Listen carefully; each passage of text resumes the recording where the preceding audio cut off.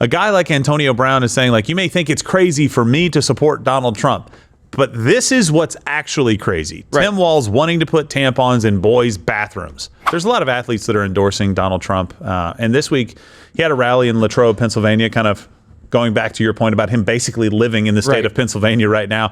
And he got endorsement from Pittsburgh Steelers legends Antonio Brown and Le'Veon Bell, who also helped. They didn't just go there and say, yeah, I'm voting for this guy, woohoo. They actually helped register voters.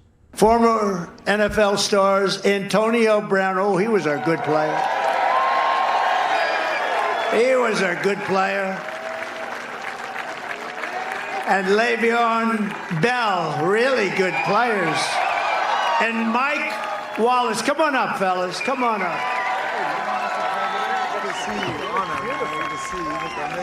Are you going to tease it? Or just... Let's vote for Trump, baby. Make some noise for the president. I love you, man. I love you. Everything good? Everything's good. How you been? These guys could play. Go ahead. Let's go Trump. You already know. Vote Trump. Let's go.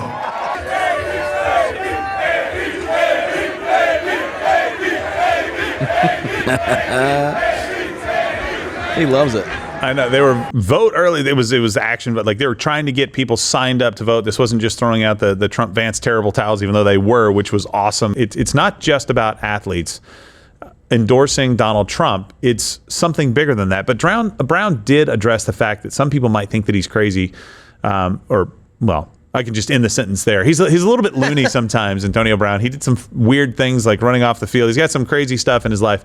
But he addressed the fact that some might think it's crazy for him to support Donald Trump. But he's not crazy. But before I get too deep in my speech, I want to say, I know the media is going to call me crazy, me and Trump crazy for having me speaking here. But I want to make this clear. We are not. They are.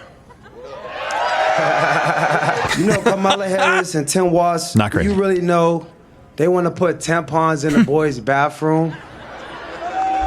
And F's in the word bathroom. Is that crazy?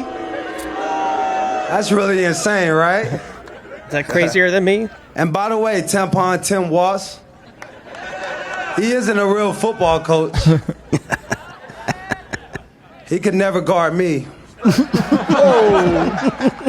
I thought it was cover you. Guard is more basketball term. I think most coaches can't either. Yeah, I don't think there's a lot of coaches out there. Yeah, if they could probably still be playing. They probably should have wrote his speech for him. Well, he's not necessarily the most gifted public speaker, but that's not even really the point, right? The whole point is a guy like Antonio Brown is saying, like, you may think it's crazy for me to support Donald Trump, but this is what's actually crazy. Right. Tim Walz wanting to put tampons in boys' bathrooms.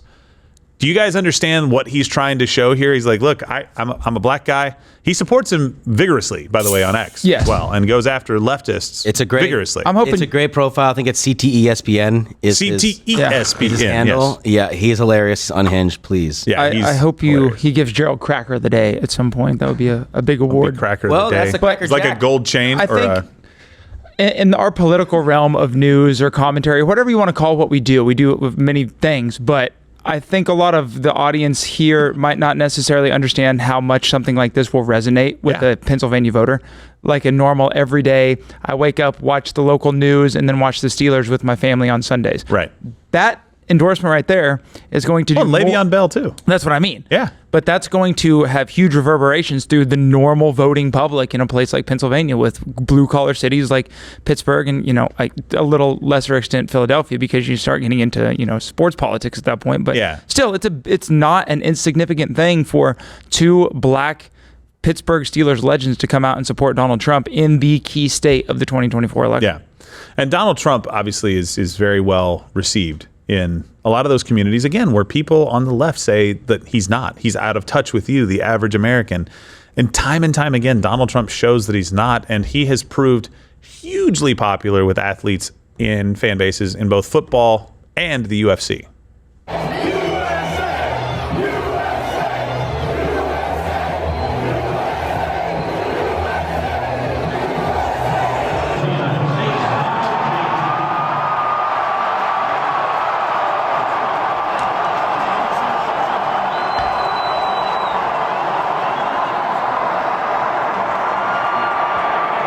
as wide receiver, Justin Jefferson had 14 receptions for 227 receiving yards and 4 touchdowns. A college football playoff record. Where is Justin?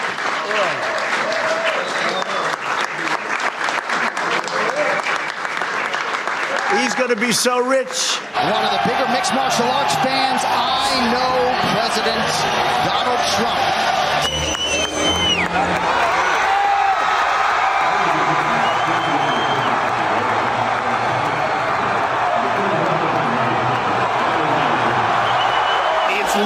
It's limp by his side, even though he's protesting. He's not even picking the arm up.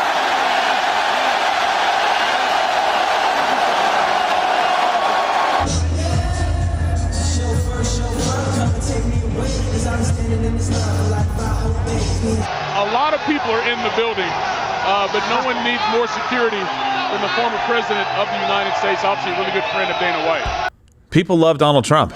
By the way, when he was at the game for the Pittsburgh Steelers, that was them playing the Jets. Who won? I don't remember. Steelers won. Steelers won? Yeah. All right. Nice job.